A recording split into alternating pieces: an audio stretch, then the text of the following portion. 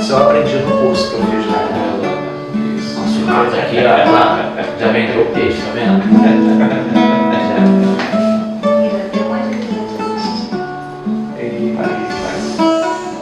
Conhece? Meu Jesus,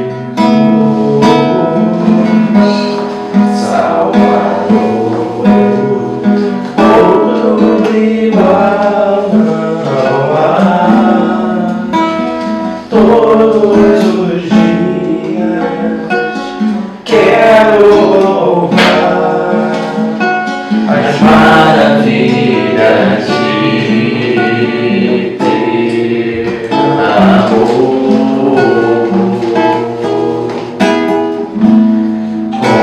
Consolo,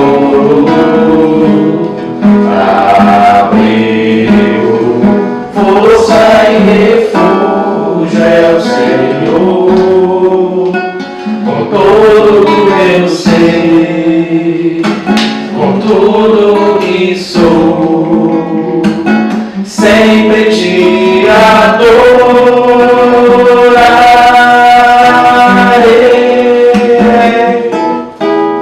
Aclame ao Senhor toda a terra e cantemos poder, majestade, honores ao Rei. Montanhas se prostrem e rujam os mares ao som de teu nome. Alegre te louvo por teus grandes feitos, firmar deixarei, sempre te amarei. Incomparáveis são tuas promessas, incomparáveis são tuas promessas para mim.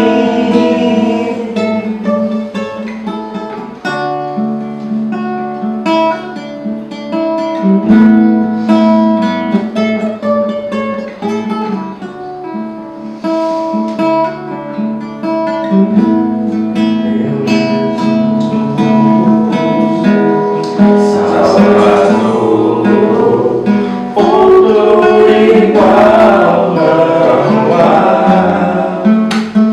Todos os dias quero louvar as maravilhas de teu amor.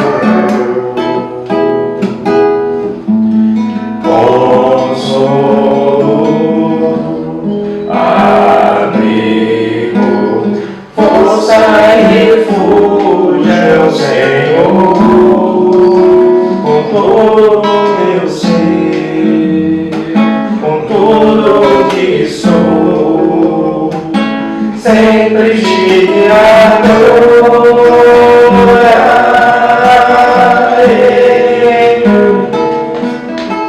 Aclame ao Senhor toda a terra e cantemos poder, majestade, louvores ao Rei. Montanhas se prostrem e rujam os mares ao som de teu nome. Alegre te louvo por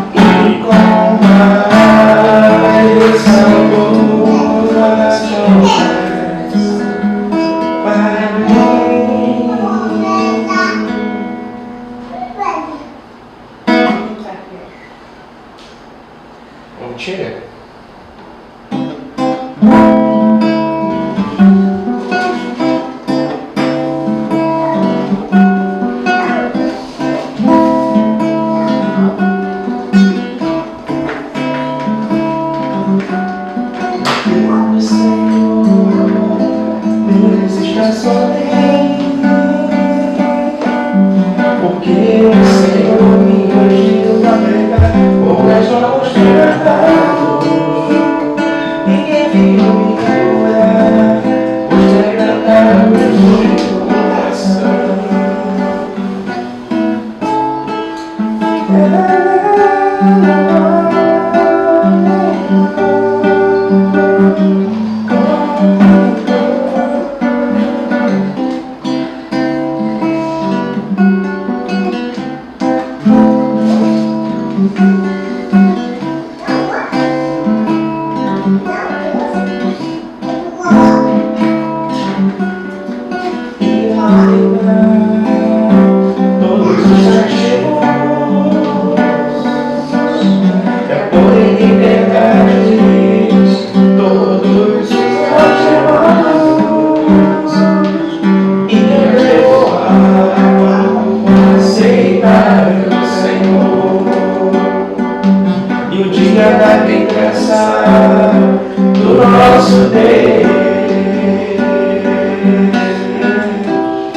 Vai consolar todos os que choram.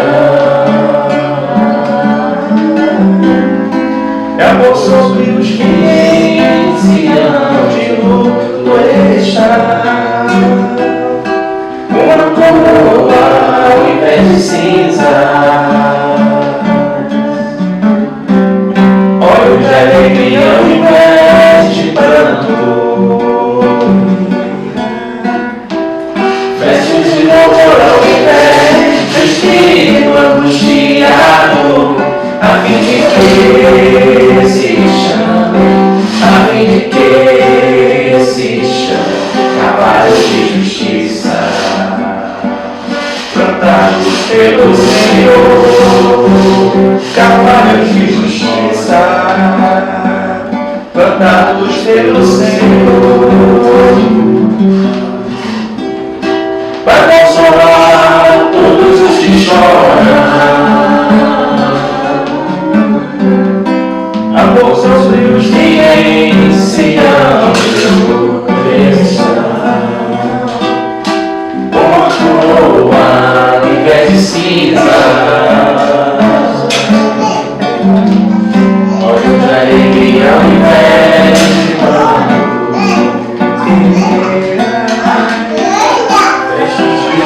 Ao invés de espírito angustiado, a fim de que se chame, a fim de que se chame cavalos de justiça, plantados pelo Senhor, cavalos de justiça, plantados pelo Senhor, para a sua glória.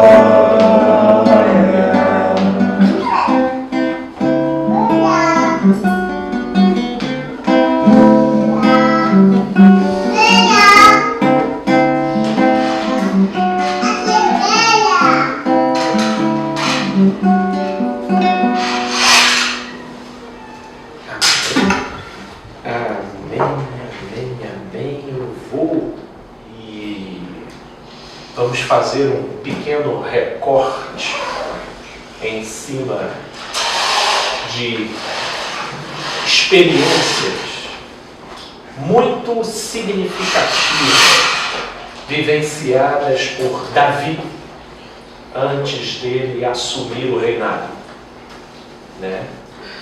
E em cima disso nós vamos perceber ou buscar refletir em cima da natureza da experiência e a produção do olhar que foi elaborado por Davi em cima dessa experiência.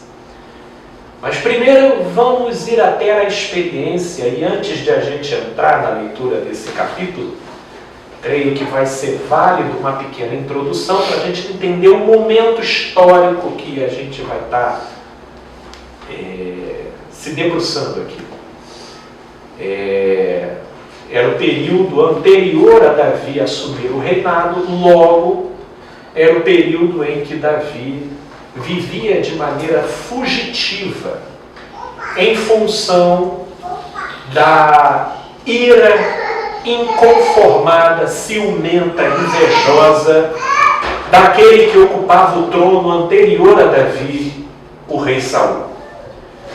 E depois de Saul ter descoberto que havia um rei em potencial para assumir o seu lugar em Israel, já tendo sido sentenciado e condenado pela sua má gestão e pela sua desobediência, Saul, inebriado pelo poder, se entrega a uma loucura obsessiva, se utilizando de todos os artifícios possíveis para se manter no poder e para, de alguma forma, anular e apagar tudo que se insinuasse na qualidade de poder substituir.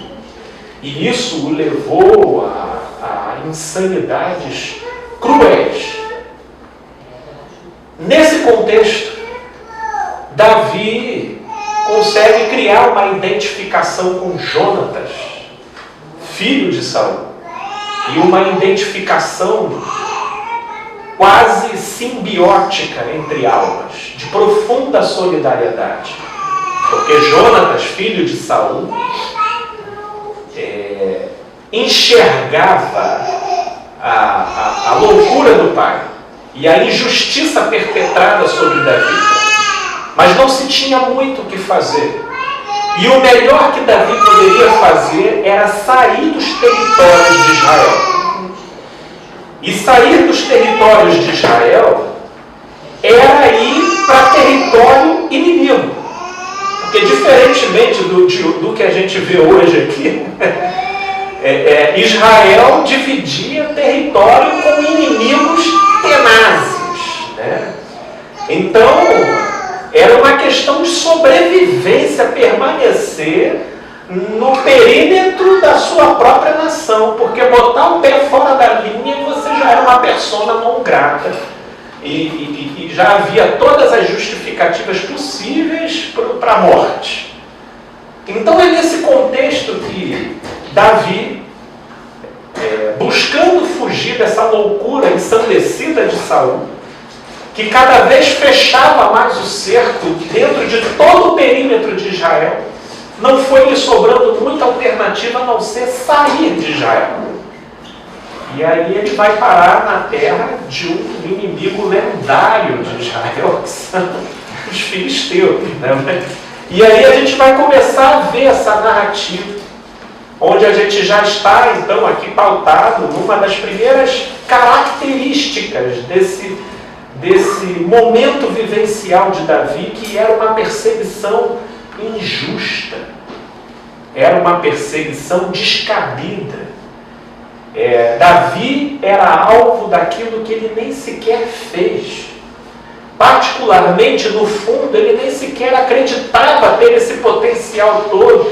Ele foi ungido por quem viu nele aquilo que, de repente, ele possivelmente ainda nem tinha amadurecido e solidificado isso dentro de si. Mas Davi começa a fugir, e aí a gente entra na narrativa, no capítulo 21 de 1 Samuel, onde nessa fuga Davi está a caminho.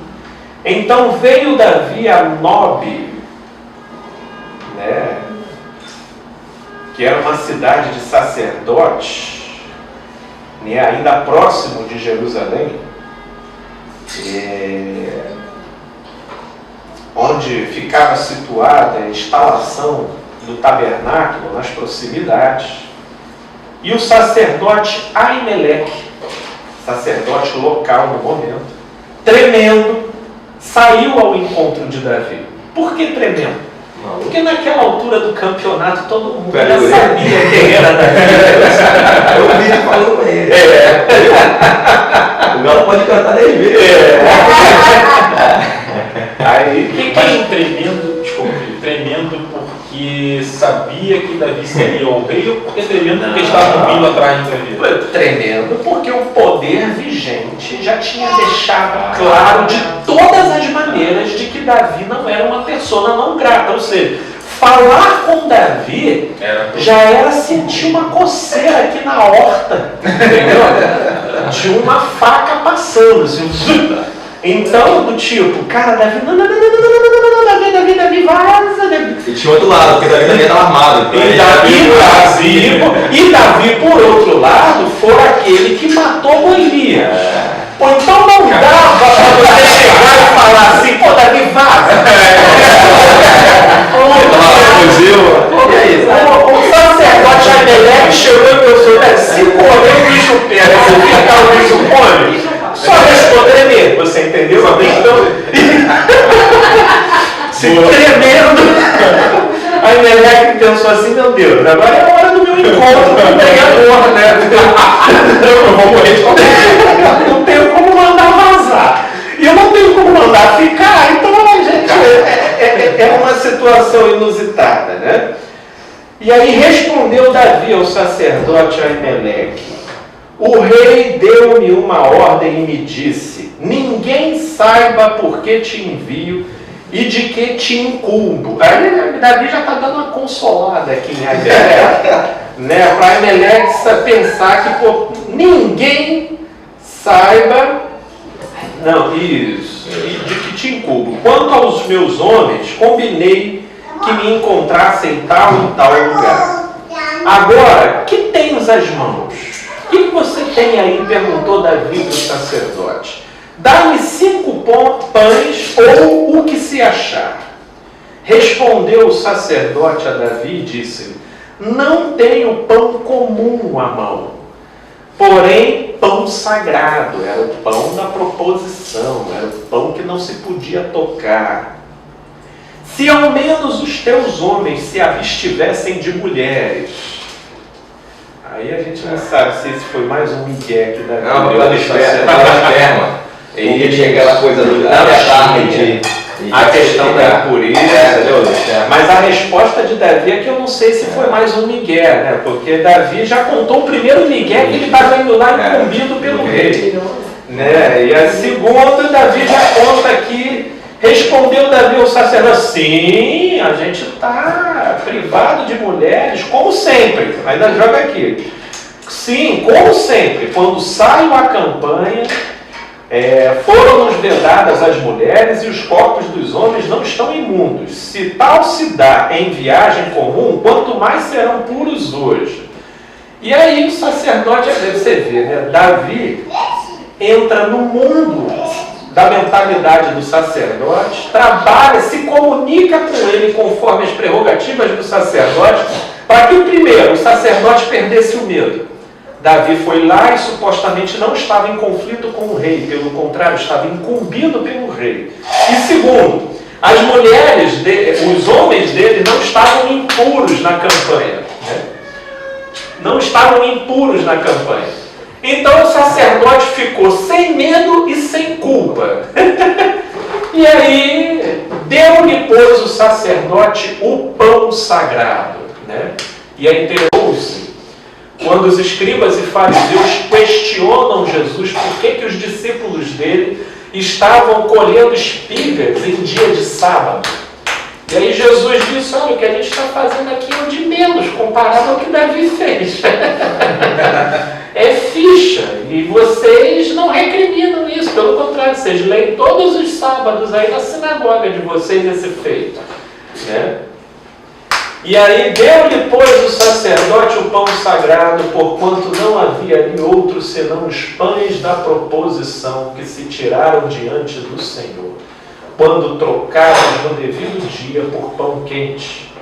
Achava-se ali naquele dia, e aí vem, eu vou jogar mais aqui para baixo, porque... E ainda, Davi fala: Davi a Aimeleque, não tens aqui à mão lança ou espada alguma? Porque não trouxe comigo nenhuma, porque Davi teve que sair fugido, né? Não teve como levar muita coisa, né? Do tipo assim, né? Essa já era pro sacerdote ter escamado, né? Pô, o cara me vem aqui incumbido pelo rei, pô, sem nada para comer, e ainda vai me pedir espada, porque os caras nem espada tem. O cara vai correr, ele sabe. A mão tá negócio aqui do... O cara vem com uma mão na frente, outra atrás, incumbido pelo rei, mas tudo bem. O Davi ainda vai perguntar: você tem alguma espada aí? Aí o sacerdote, olha, só tem a espada de Golias que tu demolou aí, que está enrolada num pano dentro. Não, é essa mesmo, você pode me dar aí, que é essa daí que a gente vai usar. Então levantou-se Davi naquele dia, e depois de ter comido o pão da proposição, o pão sagrado, ele fugiu diante de Saul e foi para Aquis, que é uma cidade, uma das 5 cidades filisteias. Né? Na verdade, o Aquis era o próprio rei de Gate. Ele foi Gate, na verdade. E foi a Aquis, rei de Gate. Isso. Rei de Gate, Isso. Porém, os servos de Aquis lhe disseram, a cidade, uma das 5 cidades da Filístia era Gate, né? Aquis era o nome do rei. E daqui era a própria Golias também, de lá. Golias. Ok. O servo dele aqui. Maluco, foi que ele matou o gigante. Isso. Filipe, Davi era muito articulado, cara. Pois é. E essa palavra que você falou Um tira-gospel que ele mandava. é o que a gente vai perceber, a postura e o olhar daqueles que quem vivencia uma experiência próxima dessa daqui, não produz o olhar que ele produziu na vivência do contraditório. Né? Porque Davi vai lá para Gate, junto a Aquis, só que Aquis, obviamente, também já tinha noção das coisas. E Israel era o arqui-inimigo, né, dos filisteus. Porém, os servos de Aquis lhe disseram, este não é Davi, o rei da sua terra. Olha só, Davi já tinha até meio que a fama. Não é este que se cantava nas danças, dizendo, Saul feriu aos seus milhares, porém Davi os seus 10 milhares. Essa música ficou famosa, né? Essa música chegou até lá. Né? Chegou até lá. E Davi não sabia disso, ele percebeu aqui. Vazou o áudio. E aí, Filipe, eu concordo que naqueles dias, como nos dias de hoje, havia os seus informantes. Alguém falava, alguém se comunicava com aquele outro povo. Vazou o áudio. Dizendo. E aí você vê que Davi guardou estas palavras considerando-as consigo mesmo, porque ele entrou em Israel, ele saiu de Israel pensando, não, aqui eu vou conseguir ter uma vida discreta sem ser percebido, né? E aí ele percebeu assim, não, cara, pelo contrário, o pessoal aqui já me considera rei, já tem ciência de uma musiquinha que inclusive me coloca em proeminência em relação a Saul. Davi ponderou, então, meu amigo, para eu sobreviver aqui só pagando de louco.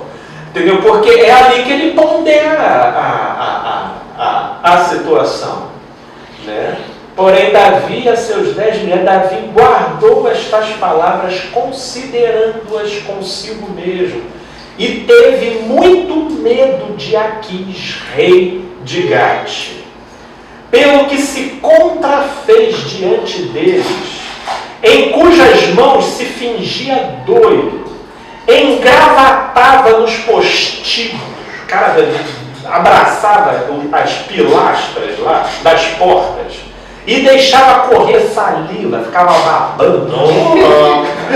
babando lá. Então disse Aquis aos seus servos, bem vedes que este homem está louco, por que me trouxestes a mim?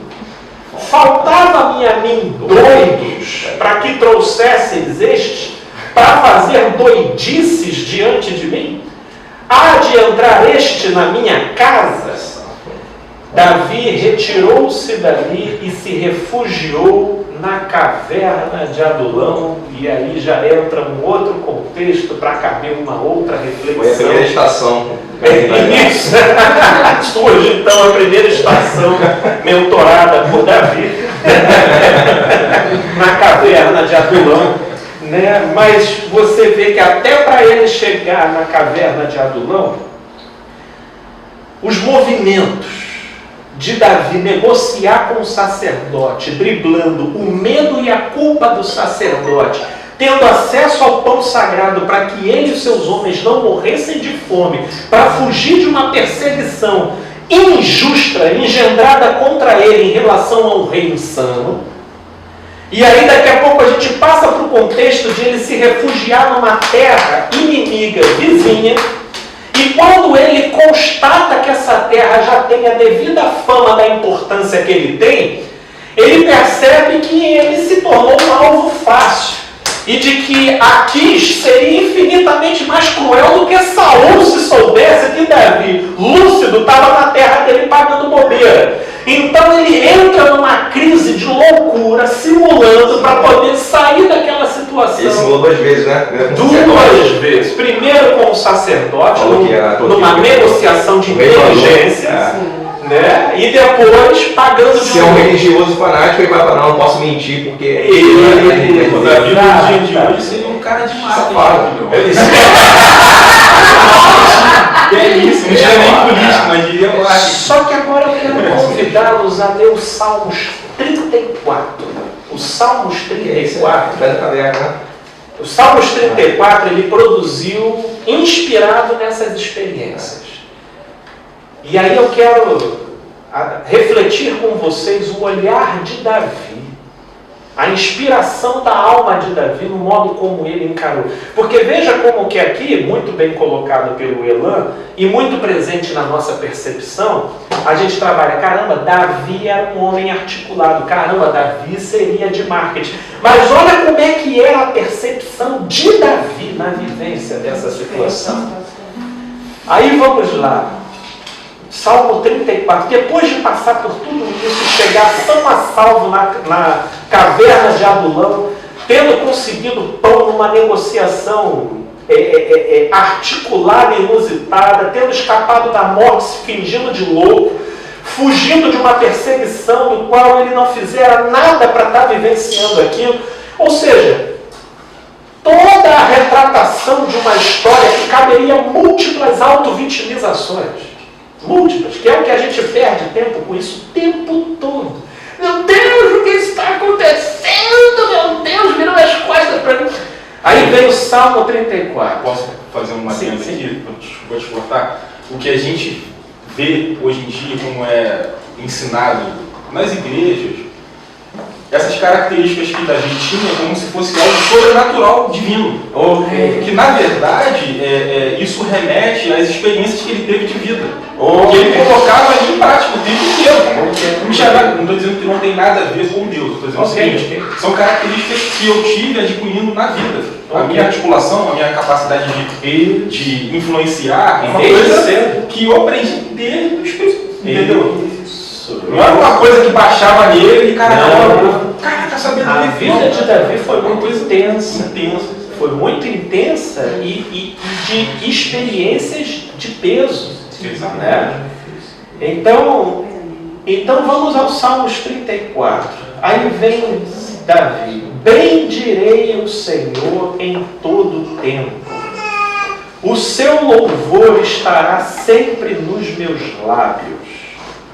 Gloriar-se-á no Senhor a minha alma.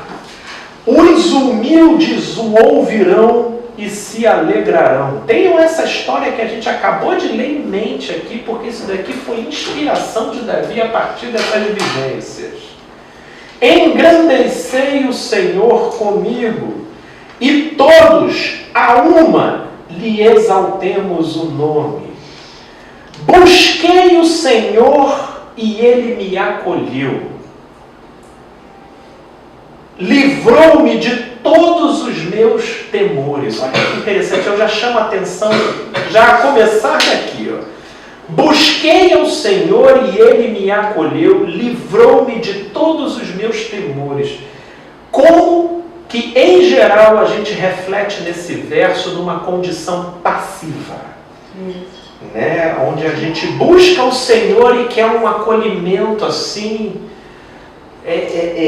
quase que literal, de umas mãos do além te pegando e te colocando num aconchego, e você olha para as vivências que Davi teve, né, em relação ao fato de ele se distanciar de um amigo de uma maneira tão emocionalmente drástica.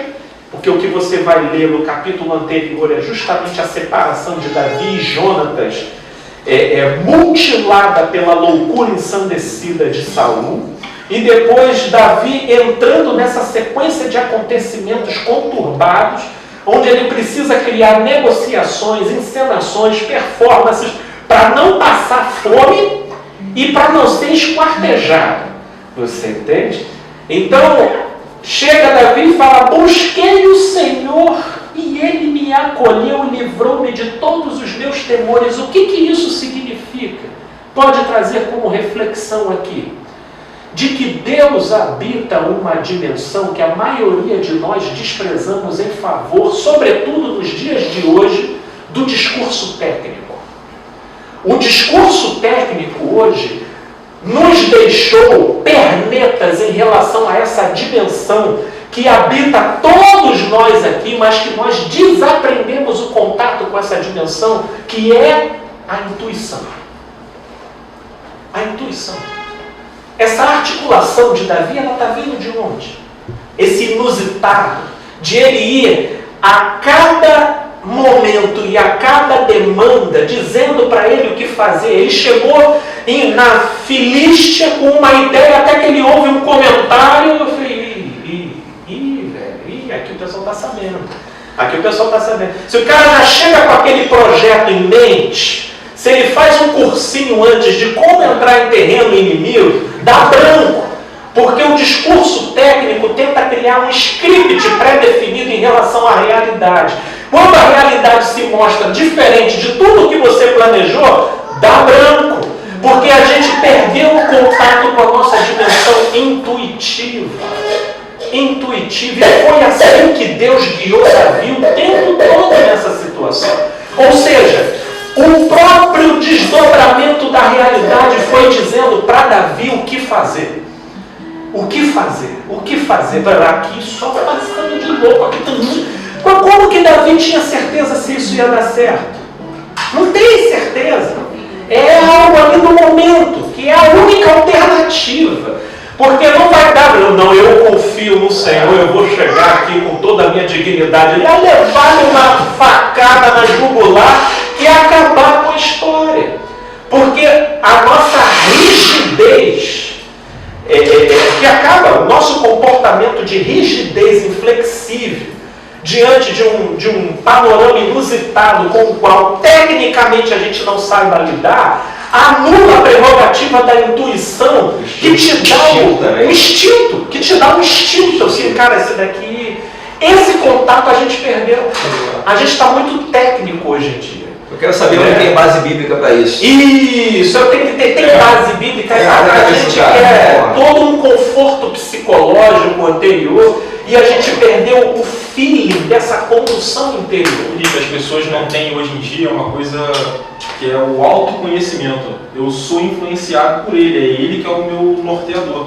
Ele é o meu líder, é ele, eu faço porque ele me ensina assim. É um movimento de serpente, igual a gente falou, pô, é aquela coisa que para, analisa, pega os sensores dali do... Davi estava perto do rei a vida inteira. Seja prudente com uma serpente dali, Essas características provavelmente Saul não tinha. Não. Era uma coisa dele.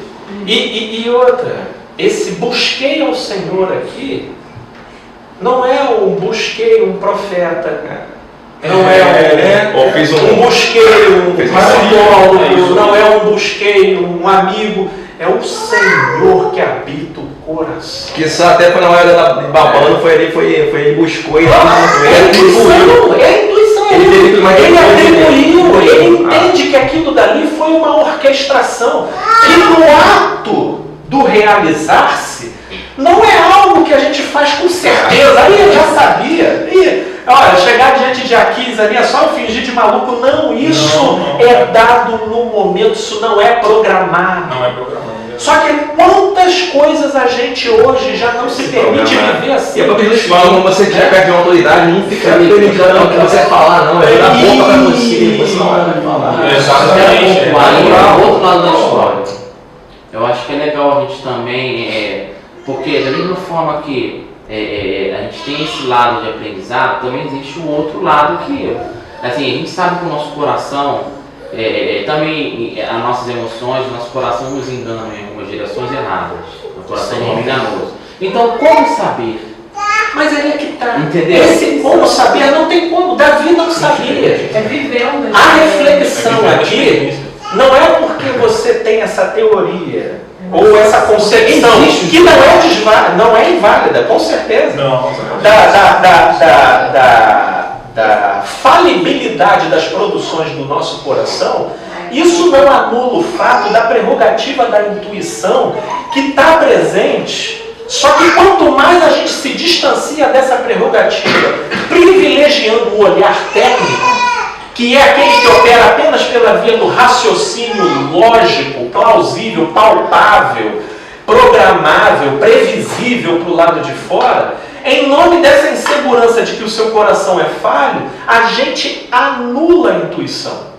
Né? Não é que a gente também está dizendo aqui que a gente vai descartar o raciocínio, que a gente vai descartar uma programação básica do dia a dia, só que essa modalidade de interação com a realidade praticamente substituiu aquilo que foi essencial para que Davi passasse por certos obstáculos que a maioria, meu Deus do céu, já ia passar fome desde que o sacerdote lá. Viva o Senhor que se dessa casa saiu algum pão para poder te dar. Ou Davi ia ter que sujar as mãos, ter que partir lá para demolar o sacerdote e entrar e invadir para pegar. Mas a articulação da coisa, do fator intuitivo, por exemplo, eu lembro de certas situações que eu tive vivenciando com a Michele junto com o Paulo, e a Michele, ela lê muito, sabe, as situações de maternidade e tudo mais, mas acontecia certas coisas com o Paulo que não estavam escritas em lugar nenhum. E aí eu lembro muito assim da Michele num dado momento, entrando, Felipe, ele não está querendo aceitar o peito, ele não está querendo aceitar o peito, ele não está querendo... Aí a gente fica pensando, e agora? Vai fazer o quê? A primeira coisa que te vem na cabeça é liga para o pediatra, manda uma mensagem. A gente quer consultar algum profeta, algum técnico, algum especialista. A gente quer algum mapa. Chega um momento que a Michele, do nada, pegou o Paulo no colo e fez uma situação que até então ela não tinha feito. Ela começa a cantar, a embalar o Paulo no colo, ia cantar para entrar numa conexão. Daqui a pouco o Paulo pegou o peito e foi indo. Aí eu falei assim, agora Michele, escreve isso daí para mim. Aí eu vai diminuir alguma coisa. Posso falar de uma experiência que eu tive similar à tua, só que na maternidade? Ok. O pediatra, era um cara extremamente sistemático, que nos atendeu. Ok. Aí eu lembro que no dia seguinte ele foi lá, eu falei de uma experiência que eu tive à noite com a neném, com a Gabi. Gabi chorando pra caramba, eu sei que eu chamei a enfermeira umas 10 vezes. Apertava o botão, a enfermeira vinha e, cara, não, tem que fazer isso, isso. Aí a neném chorando, eu peguei no colo, fiz e tal, eu cantei, não sei o que, isso não funcionou. Mas chegar uma linha de primeira viagem, eu falei, né? não, a mãe até que tentou, mas não funcionou. Eu falei, filha, pô, cara, a criança deve ter feito cocô nas calças, cara. Não é isso, não? Aí a gente foi, pô, realmente ela fez, estava incomodada. E tinha sido uma coisa recente, não é que ela estava assada, ela estava incomodada com aquilo. Fiz isso. Ele me deu um fora e falou assim, tem um monte de criança cagada lá no berçário, filho, não tem ninguém chorando. Mas sua experiência não Eu falei, eu sei, né? Mas só que a experiência com a minha filha, que é uma outra criança. A pretensão do discurso técnico é querer validar o fator intuitivo. Mas ele está aí, ele está presente. Eu creio que de maneira nenhuma ele precisa também, o fator intuitivo, substituir o discurso técnico, porque o discurso técnico tem o seu lugar. Mas a tendência é a gente se entregar ao desespero de, na nossa concepção sobre nós mesmos e a realidade, é de que a gente está totalmente desguarnecido se não tem nenhum aparato técnico, racional, dando o mapa para aquele caminho. Aí entra o desespero. Mas no caso de Davi aqui, ele buscou o Senhor e o Senhor o acolheu. E o acolhimento foi numa dada dinâmica que a maioria de nós nunca associou as coisas dessa forma. Isso é acolhimento, porque para mim acolher era Deus me Não foi uma dica de fé em vez de intuição? do Davi? Olha, até implica, meu amigo. Tem que ter fé. Até Por exemplo, implica. pra ele ter feito isso na procissão, Mas aí você vê. olha qual tipo de fé dele. Davi não tinha muita alternativa, você entendeu? Ele É, tava isso vai- com Porque ou ele poderia crer que se ele comesse aquele pão ia descer fogo do céu ali, ou ele poderia crer que se ele comesse aquele pão ele seria atingido pela graça de Deus. implica. Olha, mas e eu até concordo com você que tinha fé pelo modo como ele significa posteriormente essa experiência.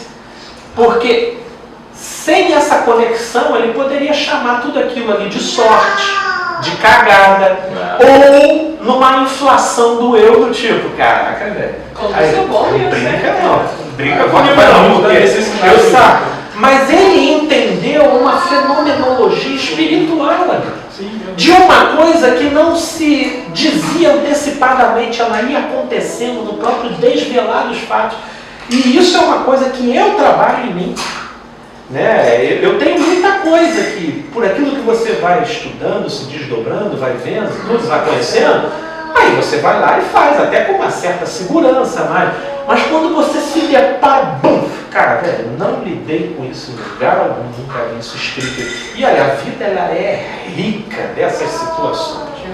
Sabe? Aí a gente quer ligar, cara, eu tenho que ligar, eu tenho que mandar uma carta pro Caio, eu tenho que fazer. Calma, velho. Deixa a situação te dizer, deixa o Senhor te acolher. Deixa o Senhor te acolher, ainda que você durma hoje sem a resposta do que você está querendo para amanhã. E esse é o Eu vejo isso mais como problema. fé, porque assim, a fé justifica também. Sim, Porque- de uma certa forma você tem que crer, mas você tem que ter um olhar para isso. É um olhar. Eu acho É que um isso olhar. é um misto de tantas coisas que Porque você... o desespero não te leva nem a perceber que você Sim. ainda tem essa alternativa. Sim. Então, E quando a gente- tomado pelo desespero, a gente não Sim. espera esse tempo. Não espera. Esse tempo, um espaço. Aí não tem nem como ter fé, porque o próprio desespero ele já está ansiosos. Porque às vezes também eu posso ter uma atitude de... Eu acho que o olhar da Eu posso ter uma quando a pessoa tem um olhar mais de abrangente, intuição, porém eu posso ter eu acho que ela alguma coisa que é um misto de coisas que tá nela que ela ou consegue- me fala só, Cara, é a sua intuição, eu essa falo é uma uma experiência própria. Tem um conflito. cansei de Agora, se eu tiver só a fé, Isso já é Deus vai se deixar uma pessoa. Eu vergonha. entendeu? Mas Mas, é isso, isso. mas se eu Mas tiver não a vai fé, ser a necessidade. fé, ele Vai tem ser uma a pessoa. daquele que Ser um cavalheiro. não se tem que esperar minha define namorada naquilo fazer que é isso. Cara, hoje em dia ela fala assim, Entendeu? Cada um tem o seu. um absurdo que é só isso. Davi vai aquela ali. Tu chama o garçom, Ele fala, fez e não conversa falou. com o garçom, É. vira amigo porque ele do tem cara. fé no que tá E fazendo. até mentira. Escolhe a mesa, é uma coisa que você não Tá faz. entendendo? Outra questão, naquela época também a mentira também era vista como uma coisa, um mercado grátis. Entende? moral. Experiências, mas assim, Moral.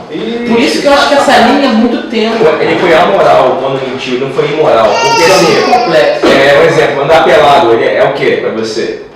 Andar pelado na rua ali agora. Sim, é a moral. Depende, porque se você tiver uma emergência, você, no momento você foi amoral ali. Agora se você chegar a se deliberar e ficar doidão, peladão Sim, ali, sim. se você não tiver maluco, você está sendo um cara, Sim, não tá não, doidão. Se for trazer É. a perspectiva moral É fogo, pô. É. para ler isso, É. e a conta não vai Não vai fechar fechar. não.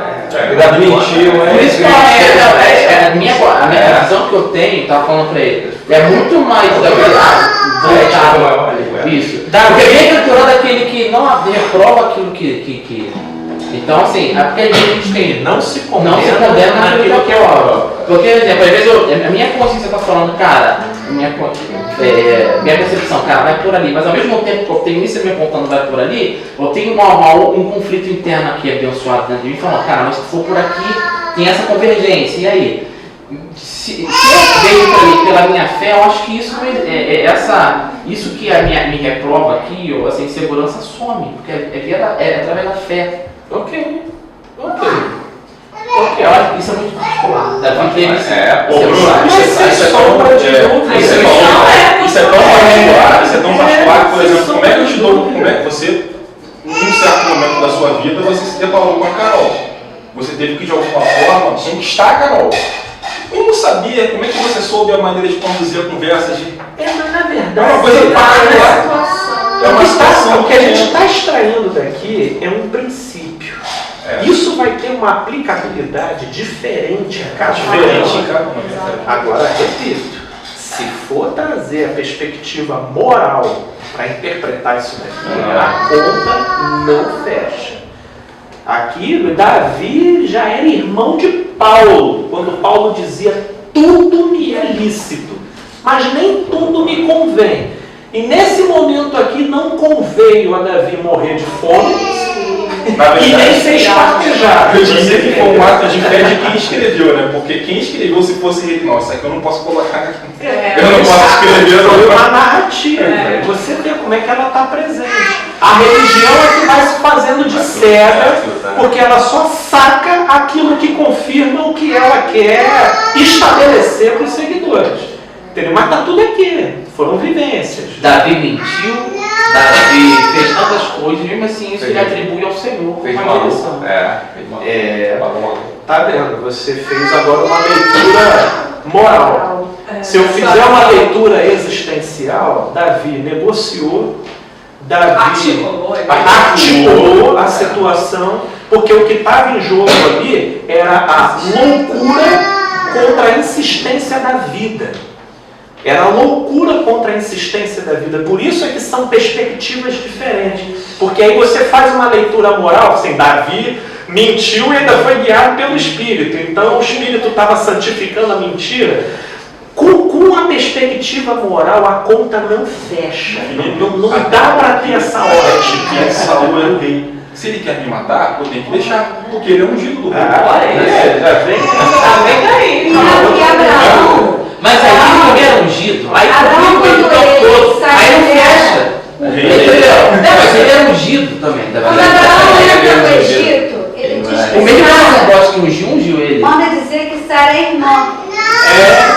E logo depois daquela confusão toda no Egito, e a Bíblia diz que possivelmente Faraó tomou Sara.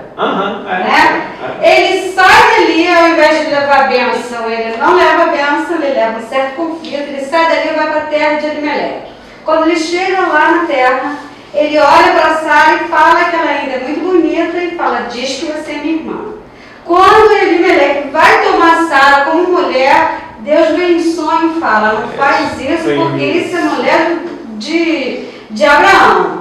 Mais uma vez, Abimeleque vira para ele e fala: vai embora, escolhe o que você quer, o lugar que você quer seguir. Passa-se alguns versículos, olha a confusão que Abraão arrumou. Deus fala que aquele homem é profeta. Ele mente, né? Se a gente for olhar pelo lado moral, ele mente, ele arruma a confusão, Sara foi obrigada a sei lá o quê, mas logo depois Deus diz que ele é profeta.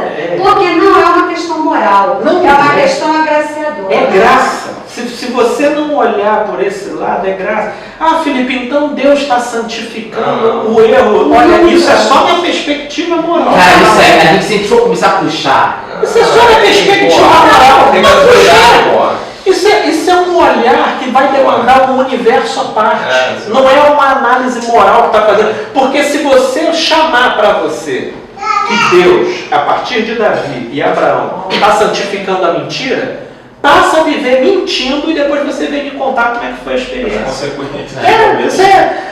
Nada podemos contra a verdade senão a favor da verdade. O que vai falar contra a vida não é um discurso moral, é a própria vida. É a própria vida. Não é eu que vou chegar e vou falar: é errado mentir. Mente. É só você mentir. Eu preciso dizer assim que você vai se esborrachar no chão se você jogar do terceiro andar de um prédio? Não. Agora tá pegando fogo. Se eu cair desse, talvez eu me sabe. Talvez E ficar aqui o fogo vai me comentar. Pode, foi maluco. Você só consegue flexibilizar isso se você sai dessa perspectiva moral. Não foi eu por aí pensando nada. E foi isso que Jesus veio trazer. Por isso que João Batista disse que agora o machado está na raiz. Porque a coisa já não é mais no discurso. Você vai ser provado no fogo. É na vida. É a vida que vai dizer a coisa. Porque a partir do momento que um sujeito toma um exemplo desse que a gente está lendo para dizer: então a mentira pode. Então, aí o cara vai viver pela mentira, aí ele vai ter consequência mesmo. Estou sabendo desse? Que seria mais importante do que isso. Aí vai ser a própria consequência. Porque antes não merecia nada também. Por que ele foi mais importante que o seu irmão? Né? Deus falou que ele já dominaria sobre o seu irmão. Pode. Desde o ventre. Um ótimo livro explicando muito. Não vale nada. Se a gente for pegar por essa linha aí, ia piorar mais ainda. Não, você podia pegar esse livro, O Enigma da Não, Graça. sem barganhas, fala mais. O Sem Barganhas, verdade. Sem Barganhas. É porque cita o enigma da graça, é isso. É o Sem Barganhas. Mas quem fala disso aí de... Porque Jacó era o queridinho de Deus, não, Jacó era o pior de todos. Ele veio nascer no ventre da mãe. Mas é graça, aquilo ali foi graça. Ele escolheu Jacó em detrimento do seu irmão. Mas Abraão foi não. Meu filho. Porque a humildade sempre prevalece pela presunção. E nesse mundo caído, a humildade visita muito mais quem tem consciência da sua própria relatividade do que aquele que, caminhando bem resolvido em relação aos critérios morais, sucumbe na presunção. Sucumbe na presunção. Por isso que meretrizes e pecadores precederão no reino dos céus em relação aos moralistas, que não conseguem perceber a profundidade da graça que nos visitou. Eles não têm olhos para isso, né? Então vamos lá, vamos continuar aqui que ainda tem, ó, versículo 5. Contemplai-o e sereis iluminados. Contemplai-o e sereis iluminados, ou seja, abre os olhos para isso que você recebe iluminação. Você não precisa ter todas as respostas, agora só contemplai e sereis iluminados. E o vosso rosto jamais sofrerá vexame. Olha isso. E o cara fez papel de maluco, babante. Babante. E ele chegou à seguinte consideração, ó. Contemplai-o e sereis iluminados, e o vosso rosto jamais sofrerá vexame. Cara, eu acho que a vivência do absurdo nunca é a experiência em si. Está sempre aqui, ó. É sempre aqui. É o olhar que vai trazer a leveza ou vai trazer o peso do absurdo que a gente vivencia.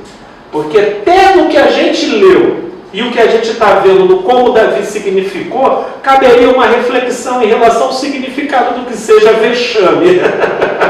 Mas contemplai-o e sereis iluminados, porque se até no suposto vexame que você vivencia, você o faz com a propriedade de quem tem consciência de estar vivendo o bem, mesmo num contexto de paradoxo moral, isso não é vexame para quem se sabe caminhando assim. O caminho é estreito, cara. Não dá para passar por o caminho é singular. Isso só passa você. Não dá para imitar Davi do tipo, se você for para um outro reino, vou fingir de maluco aqui, vai ser esquartejado, meu amigo. Não tem receita. Não tem receita de Fazendo um paralelo não aqui, tem. isso tem um pouco a ver com aquela passagem lá do Novo Testamento, onde Jesus fala a respeito de um senhor que tem uns que chegam mais cedo e tem uns que chegam mais tarde, ele paga a mesma coisa. Pô, mas você está pagando o cara, não, mas o dinheiro é meu, faço o que eu quiser com ele. Isso. Tem um pouco a ver com isso, né? Ok, isso é. Mas eu não, se você trabalhou 8, 8, 6, eu quero pagar para os dois igual. Isso. A gente não tem um combinado E a conta realmente está aí. Conta CLT, Aí você vai vendo, ó, clamou este aflito e o Senhor o ouviu e o livrou de todas as suas tribulações. Olha o livramento, que interessante, né? A gente fica imaginando assim o livramento assim. Eu já tive certos livramentos que eu acho assim interessantes. Eu vou citar uns assim que eu creio terem sido por um fator intuitivo. A Michelle estava comigo. Há um tempo atrás eu estava com meu Sieninha ainda, velhinha, e a gente entrou num becozinho ali que dá acesso ao Automóvel Clube, ali na minha área, que é quando você sai do Automóvel Clube em direção à Inhaúma e vai pegar Automóvel Clube descendo para Pavuna, aí você faz uma voltazinha. Quando eu fui fazer, estava à noite, eu estava indo assistir um show que o Davi ia fazer lá na Pavuna, eu e a Michelle, a gente virou com o carro, tinha uma blitz maldosa, porque não tinha nada, só estava tudo apagado aquele trecho. Os postes de luz estavam apagados, estava um breu. A gente até bateu o olho assim, eles nem com a sirene estavam ligados, os carros deles estavam apagados. Aí ele mandou a gente encostar, eu encostei, mas eu encostei tranquilo porque o meu documento ainda não estava no vencimento da vistoria. E aí ele pegou, ele viu o documento, como ele queria me isolar da Michelle, porque ele já iria começar uma negociação ali, ele falou: o senhor pode me mostrar a mala do carro aqui? Porque eles fazem assim, né? Porque quando tem mais de gente no carro, né? Aí eu saí do carro, fui lá para a mala, e lá atrás na mala, abrindo a mala para ele, ele falou: o senhor está com o comprovante do IPVA pago? Eu falei assim: poxa, eu não estava sabendo agora que tem esse tipo de cobrança, mas eu estou com a primeira parcela. O senhor está com comprovante aí? Eu falei: não, eu não estou com comprovante aqui. Eu disse: então a gente vai ter que proceder aqui com os modos cabíveis e legais aqui, porque infelizmente o senhor não vai poder prosseguir. Aí eu olhei para ele e falei assim: bem, então o senhor faz todos os procedimentos cabíveis aí, paciência, né? Aí voltei no carro e falei assim: amor, a gente vai ter que ficar aí porque parece que a documentação está dando problema. Nisso, o camarada desce, vai lá na ponta da rua, debaixo de uma árvore, num trechinho escuro ali, ele me chama: tá chegando aqui. Aí vou eu descendo lá, fui lá embaixo, ele falou assim: olha, porque tinha um outro carro parado mais em cima também. Aí ele falou assim: olha, aquele camarada lá em cima que você está vendo, ele também está na mesma situação. Ele falou que já pagou IPVA, mas ele não está com recibo. Se eu te liberar aqui, eu vou ter que liberar ele também. Aí o negócio vai virar bagunça, você está entendendo, meu irmão? Então a gente tem que ver alguma forma de a gente se ajudar. Eu falei assim: meu amigo, é tudo muito intuitivo ali. Não tem como dizer que eu programei aquilo, ou que eu já ficava pensando. Não, aconteceu. Eu falei assim: meu amigo, deixa eu te perguntar, qual é o seu nome? Aí ele falou o nome dele lá, fulano. Eu falei assim: fulano, eu botei a mão no ombro dele. Eu falei assim: mas eu botei a mão no ombro dele. Eu falei assim: fulano, deixa eu te falar uma coisa. O meu carro não está nem tão ruim em termos documentais em relação a uma quantidade de pessoas que você vê passando por aqui. E aquilo que você pode estar querendo como ajuda para a gente se ajudar, eu posso não ter aqui. E isso vai dificultar muito as coisas para vocês. Será que você pode ter misericórdia do seu amigo? Aí ele riu. Eu não esperava isso. Não esperava, porque ele riu assim, aí devolveu o meu documento. Eu falei: vai lá, irmão, vai lá. Aí eu fui subindo. Aí quando eu estava chegando no carro, ele: mas põe o comprovante do IPVA aí. Beleza, pum. Aí entrei no carro. Aí a Michelle: o que houve, amor? Aí no caminho eu fui contando para a Michelle. São essas coisas assim que eu bato o olho aqui e vejo: clamou este aflito e o Senhor o ouviu e o livrou de todas as suas tribulações. Olha, amor! O anjo do Senhor acampa-se ao redor dos que o temem e o livram. Mesmo você no meio do perrengue, mesmo você mergulhado no perrengue, né? Ó, provai e veja. Prova isso, filho. Você entendeu? Larga o volante. Sabe, de vez em quando? Isso. Solta um pouquinho o volante assim do controle. Ó, provai e vede que o Senhor é bom. Ele é bom. Bem-aventurado o homem que nele se refugia. Que se refugia nessa possibilidade, que mantém essa dimensão, essa possibilidade como algo possível, viável, né? Temei o Senhor, vós os seus santos, pois nada falta aos que o temem. Os leõezinhos sofrem necessidade e passam fome, né? Por quê? Porque os leãozinhos, eles só sabem comer o sacerdote, né? Eles não sabem negociar com o sacerdote. Então, como eles não sabem negociar com o sacerdote, então eles passam fome, né? E os leãozinhos sofrem necessidade e passam fome. Porém, os que buscam o Senhor, bem nenhum lhes faltará. Vinde, filhos, e escutai. Eu vos ensinarei o temor do Senhor. Davi está ensinando para a gente, ó, o temor dessa dimensão que nos habita. Por isso que o templo somos nós. E a viagem desse resgate de redenção de Deus é levar a gente a esse entendimento de que está tudo aqui. Percebam isso. 13 é lindo. Né? E eu vos ensinarei o temor do Senhor. Quem é o homem que ama a vida e quer longevidade para ver o bem? Refreia a língua do mal e os lábios de falarem dolosamente. Aparta-te do mal e pratica o que é bom. Procura a paz e empenha-te em alcançá-la. Procure a paz e empenha-te em alcançá-la. Os olhos do Senhor repousam sobre os justos, e os seus ouvidos estão abertos ao seu clamor. O rosto do Senhor está contra os que praticam o mal. Esses justos aí não tem nada a ver com o moral.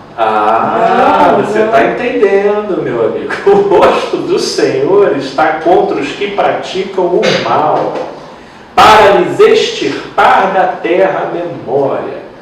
Clamam os justos e o Senhor os escuta e os livra de todas as tribulações. Talvez aquele que é justo não sabe o que é justo. Será? Amém. Porque se crê justo nele. Perto está o Senhor dos que têm o coração quebrantado e salva-os de espírito oprimido. Muitos são as aflições do justo. Ele reconhece isso. Mas o Senhor de todas os livra. Olha que maravilha. Preserva-lhe todos os ossos e nenhum deles sequer será quebrado. Minha gente. E aí assim vai. Isso é messiânico esse. Esse é messiânico. Esse é messiânico, mas tem um valor arquetípico de significado muito bom para a gente, porque você se crer amado, você se crer preservado, e de que até a aflição que te acontecer, ela está sendo orquestrada por uma conspiração do amor ao seu favor. O Senhor te livra de todas, ainda que você tenha que babar, né, para fugir de uma emboscada de morte. Mas esse livrar não significa não permitir que aconteça. Não, é Passando peso. Esse é o paradoxo. Que a religião, infelizmente, entorpeceu o nosso entendimento, dizendo que nós não somos cauda, nós somos cabeças, esse tipo de coisa. Não. Aí eles têm que recortar nessas historinhas que aconteceu com Davi. Nunca viu o justo, até nunca vi o justo mendigar. Nunca vi. Era bicha de Davi. Mas aquele uma palavra do rico e do Lázaro, o Lázaro mendigou até a morte. Mendigou até morrer. Mendigou até morrer. Os anos. Aí é que. Porque ela não fez, né? Na ocasião ali. Davi, mendigar para ele era outra coisa. Mas o que eu? Fui homem, né? Fui homem, fui moço e sou breve, nunca vi o justo. Eu acho que a articulação é uma coisa tão importante que a gente vai descobrindo com o tempo. Quando a gente começa a se articular.